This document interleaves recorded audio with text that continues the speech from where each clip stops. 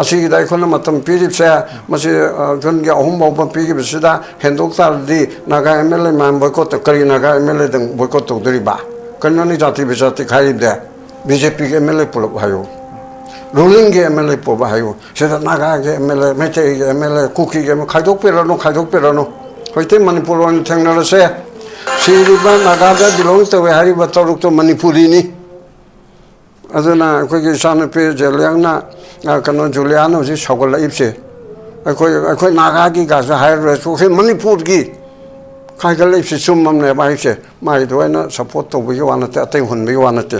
ꯑꯃꯠꯇ ꯑꯣꯏꯅ ꯊꯦꯡꯅꯕ ꯑꯃ ꯆꯪꯉꯦꯕ ꯁꯔꯀꯥꯔꯒꯤ ꯃꯊꯛꯇ ꯀꯨꯀꯤꯒꯤ ꯃꯥꯌꯣꯛꯇ ꯅꯠꯇꯦ ꯀꯨꯀꯤ ꯀꯩꯗꯧꯗꯣꯏꯅꯣ ꯊꯣꯛ ꯇꯥꯟꯊꯣꯛꯈ꯭ꯔ ꯂꯣꯏꯔꯦ ꯃꯄꯥꯟꯗ ꯆꯪꯉꯛꯄꯁꯤꯡꯗꯣ ꯑꯐꯕꯁꯤꯡꯅꯁꯨ ꯀꯔꯤꯝꯇ ꯍꯥꯏꯕꯁꯨ ꯉꯝꯗꯗꯅ ꯂꯩꯔꯦ ꯇꯥꯟꯊꯣꯛꯈ꯭ꯔ ꯂꯣꯏꯔꯦ ꯑꯗꯨ ꯑꯣꯏꯔꯕꯗꯤ ꯒꯃꯦꯟꯁꯦ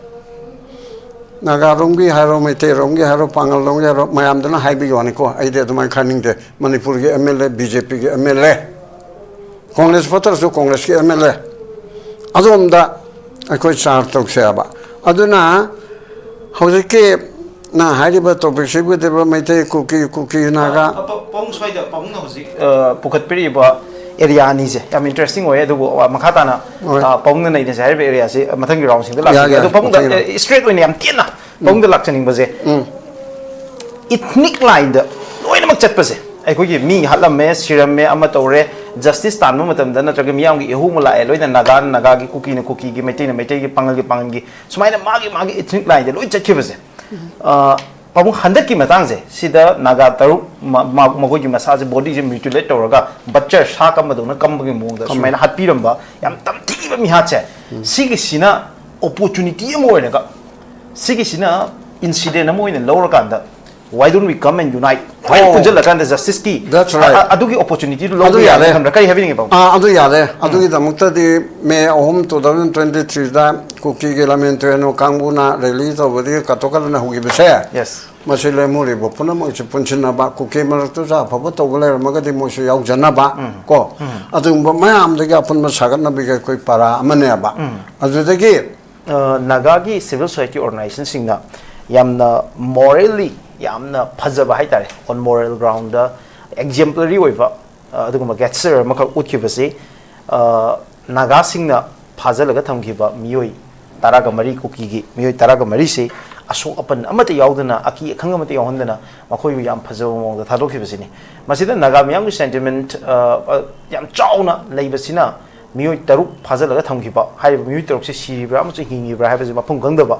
ꯑꯗꯨꯒꯨꯝꯕ ꯃꯁꯤꯒꯤ ꯀ꯭ꯂꯦꯔꯤꯇꯤ ꯂꯩꯇꯕ ꯃꯗꯨꯒꯤ ꯃꯔꯛꯇ ꯃꯈꯣꯏ 14 ꯊꯥꯗꯣꯛꯈꯤꯕꯁꯤ it was one of the most challenging ꯇꯥꯛꯁ ꯇꯧꯕꯇꯕꯨ ꯃꯗꯨꯗ ꯅꯥꯒꯥꯂꯦꯟꯒꯤ CM ꯌꯥꯎꯅ ꯑꯩꯈꯣꯏꯒꯤ ꯇꯣꯉꯥꯟ ꯇꯣꯉꯥꯟꯕ ꯐꯦꯇꯔꯅꯤꯇꯤ ꯃꯌꯥꯝ ꯑꯃ ꯆꯔꯆꯀꯤ ꯃꯌꯥꯝ ꯑꯃꯒꯤ ꯑꯀꯟꯕ ꯄ꯭ꯔꯦꯁꯔ ꯃꯔꯛꯇ ꯅꯥꯒꯥꯒꯤ ꯑꯦꯄꯦꯛꯁ ꯕꯣꯗꯤ ꯑꯣꯏꯔꯤꯕ United Naga council Naga people's organisation ꯃꯌꯥꯝꯁꯤꯒꯤ ꯑꯣꯏꯕ ꯀꯂꯦꯛꯇꯤꯚ ꯗꯤꯁꯤꯖꯟ ꯑꯃ ꯑꯣꯏꯅ ꯍꯥꯏꯔꯤꯕ ꯃꯤꯑꯣꯏ 14ꯁꯤ ꯒꯨꯗ ꯋꯤꯜꯒꯤ ꯑꯩꯈꯣꯏꯒꯤ ꯒꯦꯆꯔ ꯑꯃ ꯑꯣꯏꯅ ꯊꯥꯗꯣꯛꯈꯤꯕꯅꯤ ꯃꯁꯤꯒꯤ ꯊꯥꯗꯣꯛꯈꯤꯕꯁꯤꯒ ꯏꯀꯥꯟ ꯀꯥꯟꯅꯗꯅ ꯍꯥꯏꯇꯥꯔꯦ ꯍꯧꯈꯤꯕ ꯖꯨꯟꯒꯤ ꯇꯥꯡ 10ꯁꯤꯗ ꯃꯐꯝ ꯈꯪꯗꯅ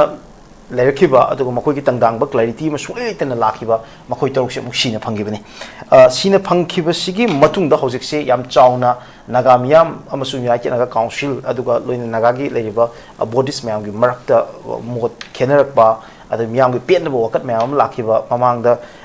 ꯏꯀꯨꯏ ꯀꯨꯏꯗ꯭ꯔꯤꯉꯩꯗ ꯃꯅꯤꯄꯨꯔ ꯇꯝꯄꯥꯛꯇ ꯊꯣꯛꯈꯤꯕ ꯊꯧꯗꯣꯛ ꯋꯥꯊꯣꯛ ꯃꯌꯥꯝ ꯑꯃꯗ ꯃꯅꯤꯄꯨꯔꯒꯤ ꯃꯔꯨꯑꯣꯏꯕ CSOꯁꯤꯡꯒꯤ ꯃꯥꯌꯣꯛꯇ ꯃꯤꯌꯥꯝ ꯑꯃꯒ ꯌꯥꯅꯗꯦ ꯍꯥꯏꯕꯒꯤ ꯑꯗꯨꯒꯤ ꯇꯣꯉꯥꯟ ꯇꯣꯉꯥꯟꯕ ꯑꯩꯈꯣꯏꯒꯤ ꯃꯨꯛꯅꯕꯒꯤ ꯃꯃꯤ ꯃꯌꯥꯝ ꯇꯥꯔꯛꯈꯤꯕ ꯃꯗꯨꯃꯛ ꯍꯧꯖꯤꯛ ꯅꯥꯒꯥꯁꯤꯡꯒꯤ ꯃꯔꯛꯇꯁꯨ ꯑꯗꯨꯒꯤ ꯆꯞ ꯃꯥꯟꯅꯕ ꯊꯧꯗꯣꯛꯇꯨ ꯊꯣꯛꯑꯕ꯭ꯔꯥ ꯍꯥꯏꯕꯅꯆꯤꯡꯕ ꯋꯥꯍꯪ ꯃꯌꯥꯝꯁꯤꯒꯤ ꯃꯔꯛꯇꯅꯤ ꯑꯩ ꯄꯥꯕꯨꯡꯗ ꯂꯥꯛꯆꯅꯤꯡꯕꯁꯦ ꯄꯥꯕꯨꯡ ꯌꯨꯅꯥꯏꯇꯦꯗ ꯅꯥꯒꯥ ꯀꯥꯎꯟꯁꯤꯜꯅ ꯉꯔꯥꯡꯁꯦ ꯂꯦꯇꯦꯁ ꯑꯣꯏꯅ ꯊꯥꯗꯣꯔꯛꯄ ꯁ꯭ꯇꯦꯠꯃꯦꯟꯗ ꯃꯣꯏꯅ ꯆꯥꯔꯇꯔ ꯑꯣꯐ ꯗꯤꯃꯥꯟ ꯑꯃꯈꯛ मोइन सेनापति DC की थ्रू मनपुर की चीफ मिनिस्टर होम मिनिस्टर थाबा चेरोल डिमांड से चार्टर ऑफ डिमांड से यामे अहमद सस्पेंशन ऑफ ऑपरेशन से कुकी मिलिटेंट सिंह चटनरीब सस्पेंशन ऑफ ऑपरेशन की एग्रीमेंट से मैं सू है पॉपुलरली खंगरीबसे एब्रोग्रेट तौगदौनी है फर्स्ट डिमांड कई मिंग थमीबो हम चमे हजिके अखोना हा कुकी नागा मैते तोने अदोम चलनुसे वेयर इज द गवर्नमेंट सासन लेतबा बीजेपी ने तौरी नत्रो BJPꯕꯨꯗꯤ ꯂꯦꯝꯅ ꯊꯝꯃꯒ ꯑꯩꯈꯣꯏ ꯃꯤ 500 ꯔꯣꯝ BJPꯒꯤ ꯚꯣꯠ ꯂꯦꯞꯀꯗꯧꯔꯤꯕꯗꯨꯗ ꯆꯪꯖꯔꯦ ꯈꯦꯇ꯭ꯔꯤꯒꯥꯎꯗ ꯁꯒꯣꯜꯕꯟꯗ ꯊꯥꯡꯒ ꯀꯩꯅꯣꯗ ꯀꯔꯤ ꯀꯨꯝꯕꯤꯗ ꯑꯗꯨꯗ ꯑꯗꯥꯗ ꯁꯤ ꯁꯨꯝ ꯇꯧ ꯂꯩꯁꯦ BJPꯗ ꯃꯌꯥꯝ ꯆꯪꯗꯅ ꯚꯣꯠ ꯄꯤꯁꯦ ꯑꯗꯨꯒ ꯄꯨꯝꯅꯃꯛ ꯁꯣꯜꯕ ꯇꯧꯕ꯭ꯔꯥ ꯍꯥꯏꯗꯅ ꯌꯦꯡꯉꯁꯦꯕ ꯀꯩꯅꯣ ꯀꯨꯀꯤ ꯃꯩꯇꯩ ꯅꯥꯒꯥ ꯀꯨꯀꯤꯅ ꯀꯩꯗꯧꯗꯣꯏꯅꯣ ꯀꯨꯀꯤꯅ ꯀꯔꯤ ꯇꯧ ꯉꯝꯒꯦ ꯀꯨꯀꯤ ꯂꯝꯍꯦꯟꯕꯅ ꯅꯥꯒꯥ ꯂꯝꯍꯦꯟꯕꯅ ꯃꯩꯇꯩ ꯂꯝꯍꯦꯟꯕꯅ ꯄꯥꯡꯒꯜ ꯂꯝꯍꯦꯟꯕꯅ ꯀꯔꯤ ꯇꯧ ꯉꯝꯒꯦ ꯁꯔꯀꯥꯔ ꯀꯗꯥꯏ ꯆꯠꯈ꯭ꯔꯒꯦ ꯍꯥꯏꯕ ꯁꯥꯁꯣꯟ ꯂꯩꯇꯕ ꯄꯣꯠ ꯑꯃꯅꯤ ꯇꯧꯒꯦ ꯌꯥꯎꯅ ꯇꯧꯕ ꯑꯗꯨꯛ ꯌꯥꯝ ꯀꯟꯈ꯭ꯔꯕ ꯅꯔꯦꯟꯗ꯭ꯔ ꯃꯣꯗꯤꯒꯤ ꯗꯕꯜ ꯏꯟꯖꯤꯟ ꯄ꯭ꯔꯤꯊꯤꯕꯤ ꯄꯨꯝꯕꯒꯤ 3-4 ꯁꯨꯕ ꯄꯣꯖꯤꯁꯟꯗ ꯂꯩꯕ ꯈ꯭ꯋꯥꯏꯗꯒꯤ ꯃꯃꯤꯡ ꯆꯠꯄꯗ ꯅꯝꯕꯔ 1ꯗ ꯂꯩꯔꯕ ꯅꯔꯦꯟꯗ꯭ꯔ ꯃꯣꯗꯤ ꯚꯥꯔꯠꯀꯤ ꯏꯍꯥꯟ ꯍꯥꯟꯕ ꯄ꯭ꯔꯙꯥꯟ ꯃꯟꯇ꯭ꯔꯤ ꯖꯋꯥꯍꯔꯂꯥꯜ ꯅꯦꯍꯔꯨꯗꯒꯤ ꯅꯨꯃꯤꯠ ꯈꯔꯅꯤ ꯍꯦꯟꯅ ꯁꯥꯁꯣꯟ ꯄꯥꯏꯔꯦ ꯑꯃꯨꯛ ꯏꯕꯗꯥꯏꯅ ꯊꯥꯒꯠꯂꯤꯕꯗꯥꯏꯅ ꯅꯨꯡꯇꯤꯒꯤ ꯃꯣꯗꯤꯖꯤ ꯃꯣꯗꯤ ꯃꯣꯗꯤ ꯃꯣꯗꯤ ꯃꯁꯤ ꯑꯁꯨꯝ ꯂꯩꯔꯤꯃꯈꯩ ꯑꯩꯈꯣꯏꯒꯤ ꯏꯁꯨꯁꯤ ꯂꯣꯏꯒꯗ꯭ꯔꯣ ꯈꯔ ꯂꯩꯔꯒ ꯅꯥꯒꯥꯒ ꯃꯩꯇꯩꯒ ꯑꯃꯨꯛ ꯇꯧꯅꯤ ꯄꯥꯡꯒꯜꯒ ꯑꯃꯨꯛ ꯇꯧꯅꯅꯤ ꯑꯗꯒꯤ ꯑꯩꯈꯣꯏꯒꯤ ꯀꯛꯆꯤꯡꯒ ꯏꯝꯐꯥꯜꯒ ꯑꯃꯨꯛ ꯇꯧꯅꯔꯛꯀꯅꯤ ꯃꯣꯏꯔꯥꯡꯒ ꯑꯗꯨꯒ ꯑꯃꯨꯛ ꯇꯧꯅꯔꯅꯤ ꯀꯝꯃꯨꯅꯤꯇꯤ ꯃꯁꯦꯟ ꯅꯥꯒꯥ ꯃꯔꯛꯇꯁꯨ ꯖꯦꯂꯔꯨꯝꯒ ꯇꯥꯡꯈꯨꯜꯒ ꯌꯥꯝꯅ ꯇꯧꯅꯤꯡꯉꯥꯏ ꯄꯣꯠ ꯂꯩꯌꯦꯕ Yes. ꯑꯁꯤꯒꯤ ꯄꯣꯠ ꯃꯌꯥꯝ ꯁꯥꯟꯅꯔꯤꯕ ꯂꯤꯂꯥ ꯗꯥꯏꯔꯦꯛꯇꯔꯁꯦ ꯍꯟꯖꯤꯟ ꯍꯟꯖꯤꯟ ꯍꯥꯏꯔꯕ ꯅꯠꯇ꯭ꯔꯣ ꯒꯚꯔꯟꯃꯦꯟꯠ ꯑꯣꯐ ꯏꯟꯗꯤꯌꯥꯒꯤ ꯂꯤꯂꯥꯅꯦꯕ ꯀꯔꯤ ꯇꯧꯔꯒ ꯃꯅꯤꯄꯨꯔꯗ ꯄꯄꯦꯠ ꯒꯚꯔꯟꯃꯦꯟꯠ ꯑꯃ ꯊꯝꯃꯦꯔꯒ ꯑꯁꯤꯗ ꯁꯥꯟꯅꯕꯅꯦ ꯌꯥꯝ ꯅꯣꯛꯅꯤꯡꯕ ꯇꯧꯏꯗ ꯑꯈꯪꯕ ꯃꯤꯅꯗꯤ ꯅꯣꯛꯑꯅꯤ ꯑꯈꯪꯕ ꯃꯤꯅ ꯅꯣꯛꯀꯗꯕꯗꯣ ꯈꯔꯗꯪ ꯑꯩꯅ ꯂꯥꯏꯊꯣꯛꯅꯕꯨ ꯄꯟꯒꯦ ꯅꯨꯃꯤꯠ ꯀꯨꯏꯅ ꯂꯩꯔꯨꯔꯕ ꯀꯥꯟꯗꯨꯗ ꯇꯛꯁꯤꯜꯂꯦ ꯇꯛꯁꯤꯟꯕꯗꯒꯤꯗꯤ ꯃꯄꯥꯟꯒꯤ ꯆꯤꯐ ꯃꯤꯅꯤꯁꯇꯔ ꯑꯅꯤꯅ ꯍꯥꯏꯔꯦ ꯀꯟꯅ ꯍꯥꯏꯔꯦ ꯀꯣꯅꯥ ꯁꯪꯃꯥꯅ ꯅꯩꯐꯤꯔꯤꯌꯣꯅ ꯑꯗꯨꯗꯩꯗꯤ ꯃꯊꯪ ꯇꯧꯔꯒ ꯐꯖꯕ ꯁꯥꯗꯅ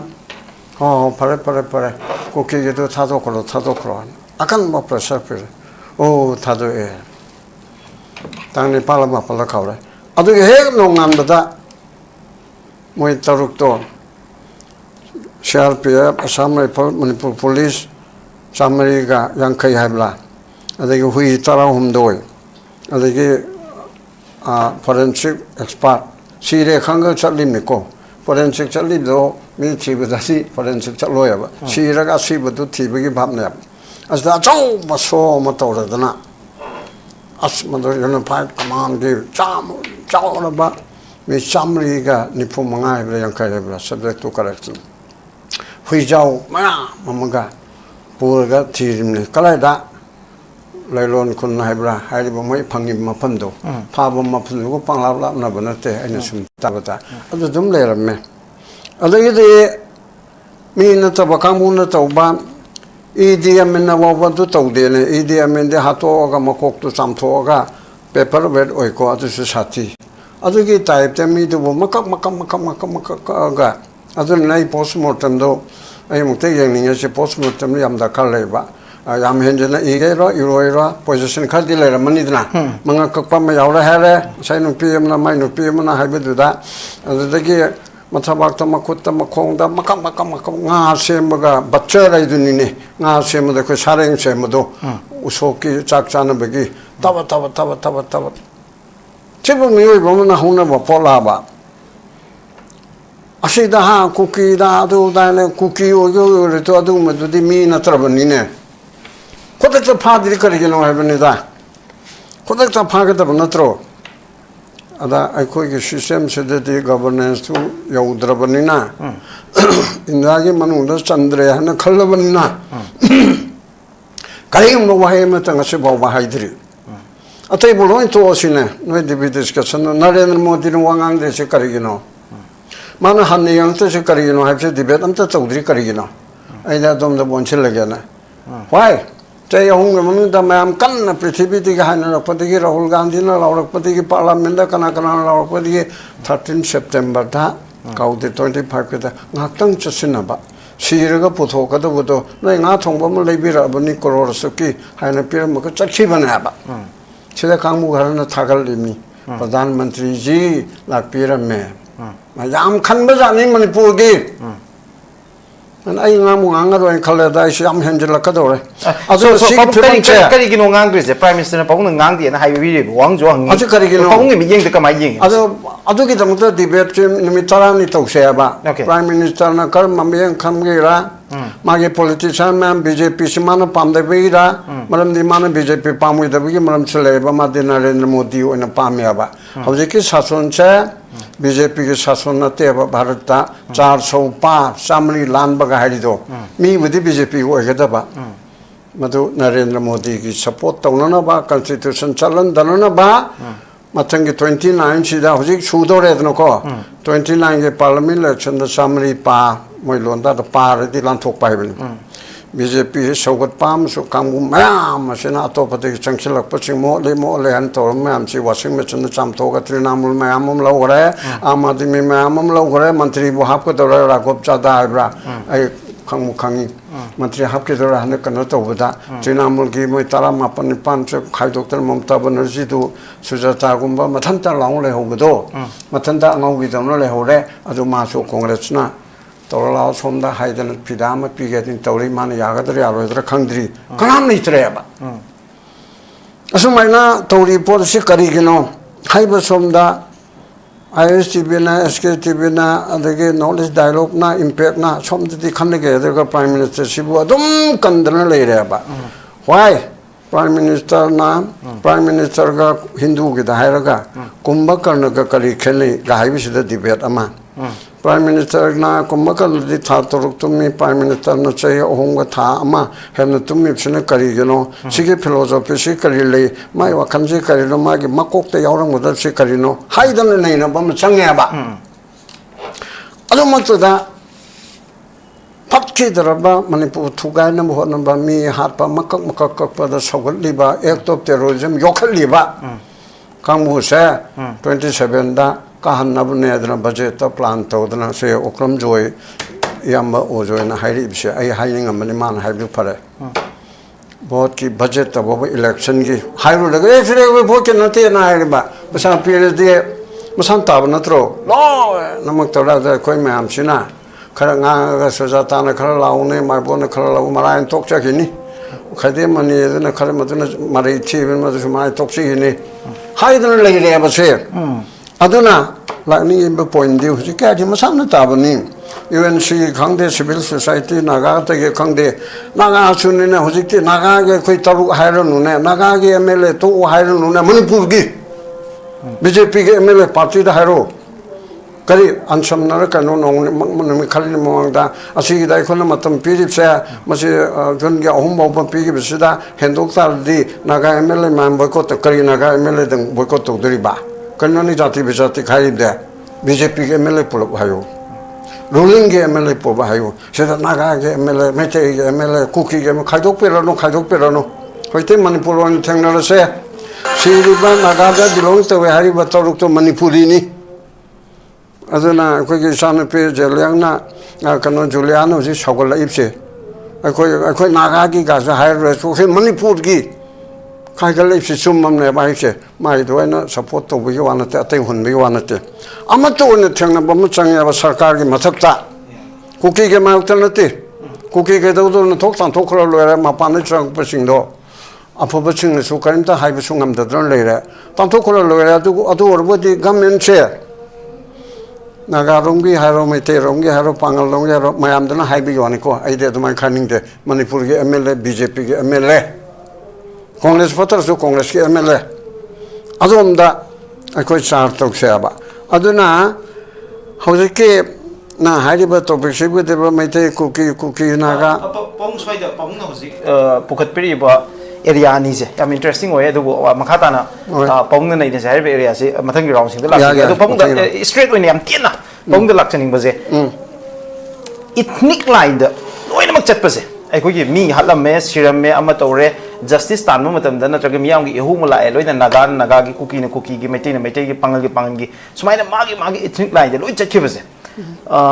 पाबु हंदक की मतंग से सिदा नागा तरु मगो की मसाज बॉडी जे म्यूटिलेट तोरगा बच्चा शा कम दोना कम बगे मोंग द सुमाइना हापीरंबा याम तमथीबा मी हाचे सिगी सिना अपॉर्चुनिटी अम ओइनगा सिगी सिना इंसिडेंट अम ओइन लोर कांदा why don't we come and unite why punjal lakan the justice ki That's right. adugi opportunity to Adu yare. kai having about adu yare adu gi damukta di me ahom 2023 da kuki ge lamen to no kangbu na release of the katokal na hugi bese yes masile muri bo puna mo chi punchina ba kuki mar to sa phabu to gole ma ga di mo su yaw jana ba ko adu ba mayam de ga pun ma sagat na bi ga koi para amane ba adu de gi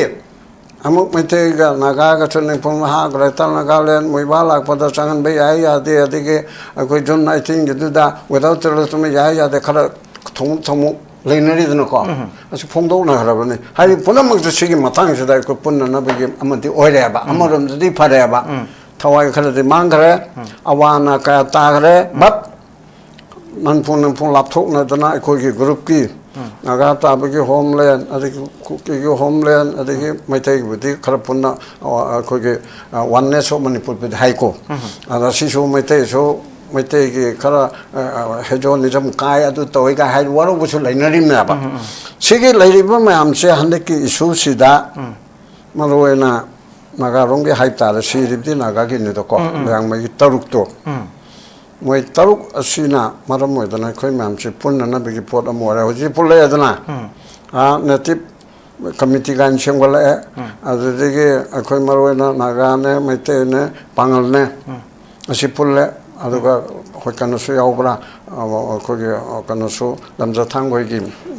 machet ama asi se yaubra si mam se pulle adu gi kom je khoi kuki na te adu de khoi adu na te mathang thori idana ko se ya adu pusan bagi tang ka amal lai ha ai ba okay ba magi bang si da even kuki ne na aram na to bu ching do dang thanam ma ga hun thora bu zo khoi ya ba pun na ba khon ga dam okay ba thank you very much madang je sake pabu ko zamai bon hangi bo wang si mayam na jo hang na ba wang amani yam chauna ta seng na ko de facto oina ko the separate administration ahum leira bra ha ga wang sini ai di kari gino ha ba matam da ngasai gi kuki gi jurisdiction amada thokpa injustice amada crime amada madugi madu chenari ba perpetrators mayam da phaba ngam da ba aduga moi mayam da prosecute to ngam da ba ha ba se is a big question despite of labor state ki forces in labor state ki authority magi apparatus da labor mayam jin leina sigi question je kamai address to be pom ga happening wa ba ke hal se government of India na manipur thugai bangam de tripura thugai bangam de se ina mamang de ka ra hai re ko lo gyo ba article 3 doina major agreement to gi ba treaty to ga changi ba se atai athama mom to na kan na article 3 se masidi apply to ya de se government India su khangyan lo ya ba adu di article 3 na thugai gi do ri ni adu di kari to ga di yani nang hai ba sida mamangai da amisa na biren na chimi so bu kan da hai ge ba ma to hai de no ko no bu di kai di ha na la so ai na sing che panara ge home minister india ge home minister na sing panabir ge nang na tampa hai di no ge se so ga mai ra pa bi ga nang gi khwa di lu ri phe danger ani sin nang pa na jaro chana jaro hai ba na ba madu phagi wa na li na te ma am tong na re ko aseng badi aina akhoi na india re ge chu thugai roi manipur territorial integrity intact ta thamgani Narendra Modi na hai re Amit Shah na re ka re kari tawra ge thugai ni tinnabe ya handra ba machemana using do tinnabe ya handra ba amma ga mami kothok naraba amma gi chaksang da amma changma ya draba amma gi tumpum ka da amma chalu ya da ba yum di amma talimina ba ko ade Susanpur ge jaga more ge jaga Kangpok ge changma ya da ba Okul ge changma ya da ba Koncha kul ga amma ya da ba amma ge se masigi ya handa ba pot asina khaidok na bi ga chauba macha ga mo oya ba hai da haru ta kuna kai be ada generally khara tampaki da leiba kambuna valley kambuna ko ai manipur kai be aro oneness of manipur na tawna tribal mamum su yauraga ko khara na tana asi tawrega amato na tawri po da se thugai na ba hona ba to sang na be adram nang so sanpur chalu ba to mahat khare dana ko more chalu hare dana ade impal de hate ado impal so hat ke tawri dala hajalaga changna raganu haina changna de yadram na hoji horen viti toro chai ta kon na khoi na leitram matung da oigadra tara kun thal le kan da no dum sangna ba ya da na hoji mate mata so sampur da chadram na tro voter list ya udram na tro SIR da ya udram na tro praman bu tenupal da ya udram na tro kampupi da ya udram na tro atu ki jaga da na ga marta kuki ya udram na tro kuki da ya udram na tro adu rati adum tenegi haibra shit tenegi durbro yaro officially di jure khaido asi adu rati haina si ki pot si la na hona bana adu to ge di hoje hairi mam ja hoje makti hore makti ga dum to yam ni si ka am lu ge na kai lo pong to tris why to di se adu ne ai bu hair la no mi na sa son to di to godam ni mi wakan kan ba rajniti to ba do to ba Manipur government self-reliance, self-rule, responsible sasan toba irabot ki machu neta irabot ki singmi tami amatani haiba thangol la maya thongna thangu haiba nupa do puna mangna yabado magi lipa magi self-responsible government asi tawrakan sathol lerakan yane ba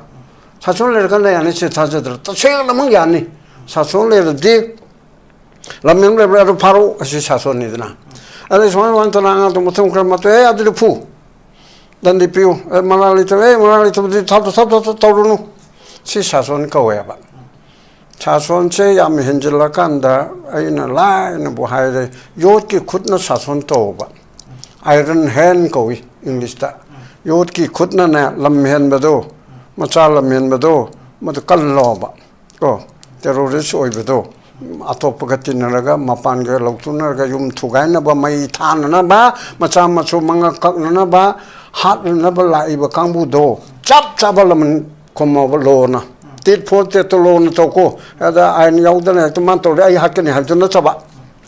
terrorist sing asil wasin mi ya ba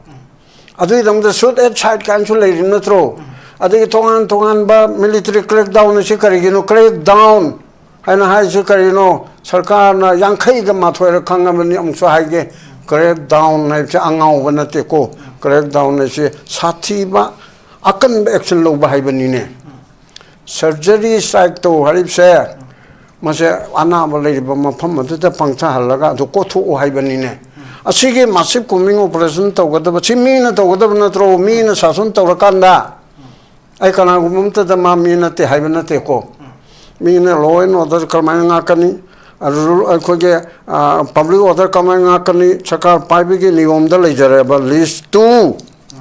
7 schedule list 2. Sida Sasunto, item Kayauri, entry 1 Digina, entry 66, Ahumari in the Lokokara, 61 to Yauri share. Machi Manipur government is sovereign authority. Under the sovereign authority of the state government, I will see. Supreme Court na high garam na ba sovereign authority se koi na karikuma lalo na pamba Manipur tonga na ta ba sovereign adu ki wanate under the constitution of India asida national sovereign amule jare Bharat Pumbagi state sovereignty within the framework of the constitution of India list to to hai bana ba adu matung na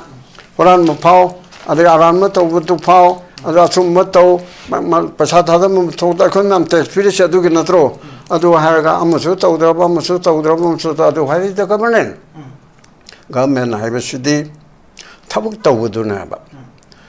Kessamala Kupa, Hosiki, of the Harishida, Namsaki Gangan Park, Karikip Ganadon. My Efar Balaba, Efar my Efardi again.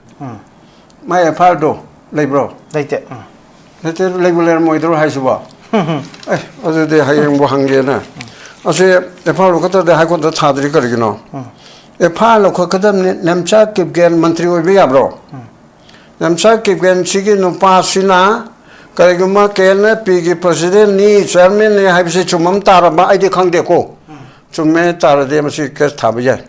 Namchak keep getting Mantri Viabra. Karigino, Wasak Pada. See on the top of the Noatrada. Wasak Padu da Arona to Napa Rona to Beto Basaba, me happy Arona Donga or Habanate. Sarkargi, Hydopayadaba, official or Vachoba, do not about Magi no later like passing. Adu ay Nakani, Togani, Asuma Togani, 하이브네바 미파 미푼기 마땅다 아코이나 BJP 라카마 야데 하르수 BJP 아파블레네 능기 안악보다 레바 카드락 오로 아무 오로코 퍼스널 혼반나테 kadeaba chief minister do assam gi himanta biswa malaya sara kalan singapore da sivan upamacha isai sakpa ma Javingar adugi case to kala yo yakhangbra ayu dawna nomet khoni ge bhot mamang da suni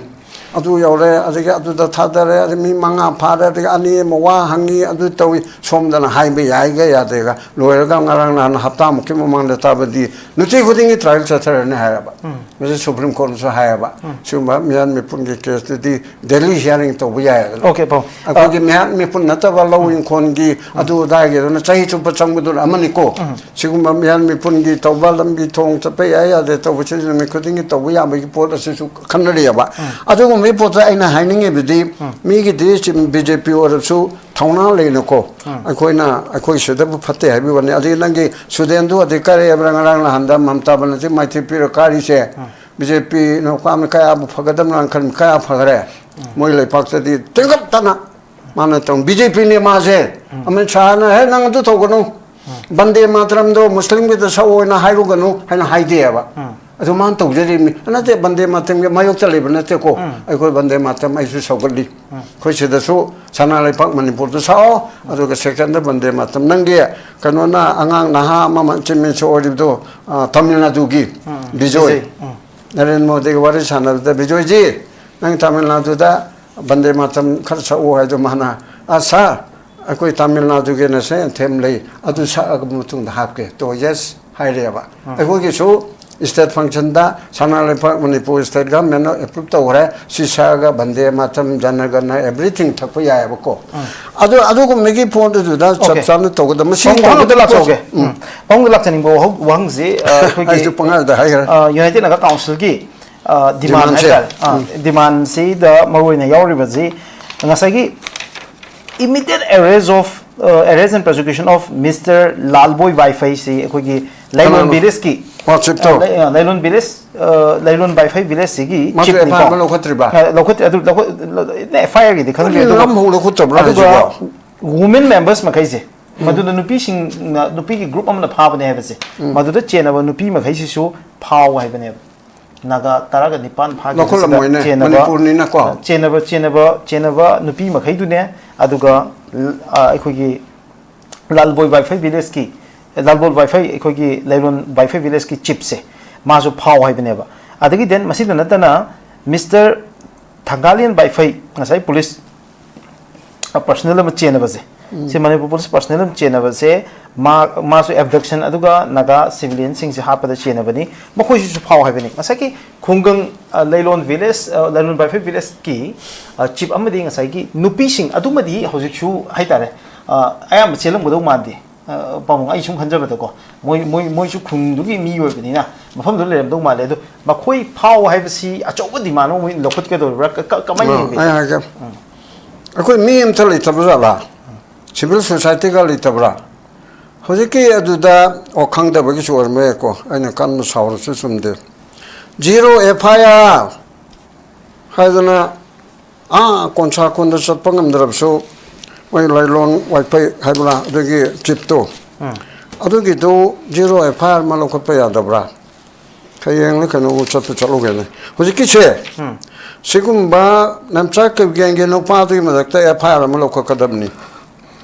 mai bon na to gela hong man na to gela sang ka sang to gela na tro ni tom di kheri mase de particular mi amana community amana to su da ta na to su ye ado kom no de khanna ra ko FIR ama hojike le ba press ka le de yauri ba diga to pa de yauri ba sing asi to raga mafam du ki police station na ko na chat pa ngam dra ka su zero FIR ma lo khot pa ya adagi hojike hari ba makam kakpagi moi phari ba mayam chigi dilo kholamani maram di anaya da sene hairi ba high court so aina kanna lawan madagi high court ta koi ge kanoma naga gi ukin singi chairman haitare ma khapai haiba mana thadana koi ge tamil di mo julius remai Mana case lepi. Aman lepse ke na to ma ke tu ke hayang to yodring da si bana han gare ke tu de si garam ni na adu mo le adu ki poto adu mai na e ba lo ko kadam ne ba a ko chu ne chum nai na ra tu phao tu hai che individual man to ya da bro adu human right commission ga je on lai te na te da ai na pabung hang jing bu hang jina hau ki ba me tha da pha ki ba du jun gi tang tara da me gi tang tara hom doi da pha gre hai adu di jun gi tang tara da asi bak sang jong phange hau sik phau si ngasi ngarang ne agency na muk demand tori sin nga han dei pha dre kai gi no sin da pau hoi ne pha ba du di pha re ba ngasai ai du moi pha ba da chen na bani hari ba yaw ri ban pi mayam adagi na tra mai village chief police personnel si mayam these are all the basic ne ba pau adu si mayam hau sik phau pha da le ra mi adu hai re ba se da na gi da ji tha ga ko da hai de do BJP के सरकार रा drama नहीं है ना है रे बा कर मम्मी दा है रो सरकार ले रही फागदम ने बा सरकार रे सब चाबन को सुम साजिन न तबा सब चाब शासन ले रही फा बादु दे नते ने तांग मे त्रम दे न त्र मांगी दो नोंगा लगा जब कनोदा यूनिफाइड कमांड फमगा within 24 hours or 48 hours फारिबा मांगीबा hostel to wi ba mam che loin puthor kadam ni pharo habisu yadabra yadabra si aina pangang ma ta gadra alimudin na 1972 da yanan ma chemi sa oibada BSF na rose ko ban pim cha tangkhul gi ami zet mangal ga hatok pada madan gopal ko bor kaure IGP do ai matam der IGP ni sa mya pa rapist to loin khange khona phapangam dong ka dore kana kangbu no BSF ni report per BSF ro pharo ऐसा मुझे फाबे यार हो यार अब फाबे यार इधर नंग बेला लोग थोकनी नंग बेला इधर नंग सेंट्रल सर्विस ने इतना नंग बेला लोग थोक पदी चुमी लाल इधर कोने इन्हें हो जो लोग थोकनी लोग थोक मक्ते नचे अदुगे हाई सार फाचर केर नोंगाला फाया ये याद बरा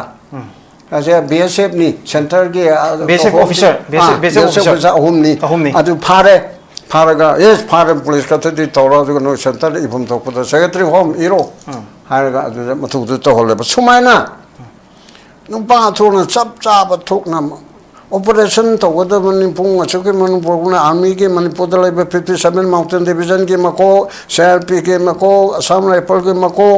अदुदे के मणिपुर पुलिस के मको पुला मागे ने फाइ कमांड से फाम मागन मिनिस्टर चुम सिचुएशन ले रे अदु तोरे अदुदी त्रोंग लाउबी के से पुंग तरेट के मनुंदा हायंग नोंगालम दाइ पुंग नोंगाला प तरेट के मनुंदा पुथोगा पिगे दना एगोंदा ताहलो Some do the one thing, no, there will be no one thing. Do lero and pick it on me. Not as they, if I'm talking about heaven, talk to the one high share. The opening I'm waiting, quite manipulate the lady BJP style of functioning. As in a canometer with that Misaji da Aduji, the talked away at the Namoyaba. Okay, I'm going to say I had a bundle of Salapada, Harry Mamchi Live. Can people, terrorist organization, local organization, local which is Alubra. State government MP karani central government yes more than report them calling lauto oni then kamsa ki gange no pado adu fajelo under detention to and torani one wifi ge asa hari banu pado adu fajelo pharani adike su ebroket to is assembly na ware blogura mamangi 2023 24 up 25 kano president rulatring to ko berenge matam du da opposition yaw na pulam lo assembly na lothok na ba central government da takchin ba haina wara to raga central government na to hundri ti kari gina ako ki political party sing je kadori political party sing si loina maksudo oira ba jala oida ba yaw ba jala chapcha ba khangde assembly gum ba man lo horab di maside na all party ki to nakan mo moment of thokro so I could get assembly na ta grab upon center na yarate ne ga ga leibe si di sum mali park si da ko na leibe si am nungai do mande maramaduna hari bapon mo se so abrogation to ba center yaw bani na center na yarate jo kan tang na ba all party delegation chalaga to ba adu dege tongan monte minister ma mong ta da on the ground kolai paibu lingi bakangbu me nupina mantri ne ra ga aruna to pona mo ge holle han khalabo di खुद तो माँ drop तो उधर नहीं करी centre नोटे करी दरकार ले हाँ कोई नंग दरकार लेते collective responsibility haibneba nemsa kibena natraga tomdi heri ko mantri bana aran mum tawrabdi chief minister chopeba Okay, okay, Bong, thank you very much. aran mum tawda mayam punam chen thabani na nang chokpi karo haga da machum bam ta tawde Oh, okay, Bong, thank you very much.